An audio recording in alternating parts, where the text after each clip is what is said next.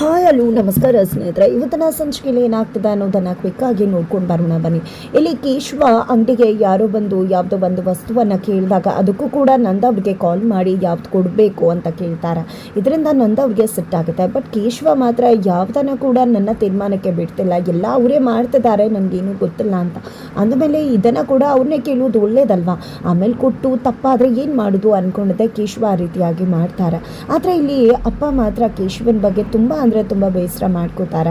ಎತ್ತ ಕಡೆ ಅಮ್ಮು ಮತ್ತು ಮೀನಾ ಇಬ್ಬರು ಕೂಡ ಅತ್ತೆ ಹತ್ರ ಟ್ಯೂಷನ್ ವಿಷಯ ಮಾತಾಡಿದಾಗ ಪ್ರಿಯಾ ಬಂದು ಅದನ್ನು ಏನು ಅಂತ ಪ್ರಶ್ನೆ ಮಾಡಿದಾಗ ಇಲ್ಲಿ ಗಿರಿಜ್ ಅವರು ಎಲ್ಲ ವಿಷಯನೂ ಕೂಡ ಪ್ರಿಯಾ ಹತ್ರ ಹೇಳ್ಬಿಡ್ತಾರೆ.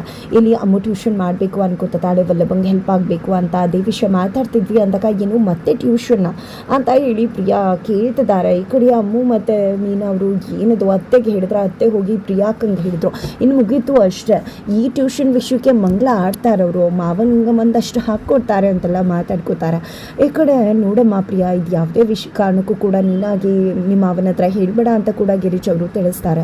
ಹಾಗಂದು ಮಾತ್ರಕ್ಕೆ ಪ್ರಿಯಾ ಸುಮ್ಮನಿರ್ತಾಳೆ ಅಂತ ಅಂತೂ ಖಂಡಿತ ಅನ್ನಿಸ್ತಿಲ್ಲ. ಈ ಕಡೆ ಅಮ್ಮು ಟ್ಯೂಷನ್ ವಿಷಯ ಏನಾಗುತ್ತೋ ಗೊತ್ತಿಲ್ಲ. ಆದರೆ ನಂದವರು ಮನೆಗೆ ಬರ್ತಿದ್ದಾಗೇ ಕೇಶವನ್ನ ತರಾಟೆಗೆ ತೊಗೊಳೋಕೆ ಮುಂದಾಗ್ತಾರೆ. ಏನು ಕೇಶವ ಅಂಗಡಿಗೆ ಬಂದು ಕಸ್ಟಮರ್ ಏನೋ ಕೇಳಿದ್ರೆ ಅದನ್ನು ನನ್ನನ್ನು ಕಾಲ್ ಮಾಡಿ ಯಾವ್ದು ಕೊಡಬೇಕು ಅಂತ ಕೇಳ್ತೀಯಲ್ಲ, ಇಷ್ಟು ವರ್ಷ ಅಂಗಡಿಲಿ ಕೆಲಸ ಮಾಡಿದ್ಯಾ ಅಲ್ವಾ, ಅವ್ರಿಗೆ ಏನು ಬೇಕು ಅನ್ನೋದನ್ನು ನೀನೇ ಅರ್ಥ ಮಾಡಿಕೊಂಡು ಕೊಡಬೇಕಲ್ವಾ. ನನ್ನನ್ನು ಬಂದು ಕೇಳಿದ್ರೆ ಏನು ಅರ್ಥ?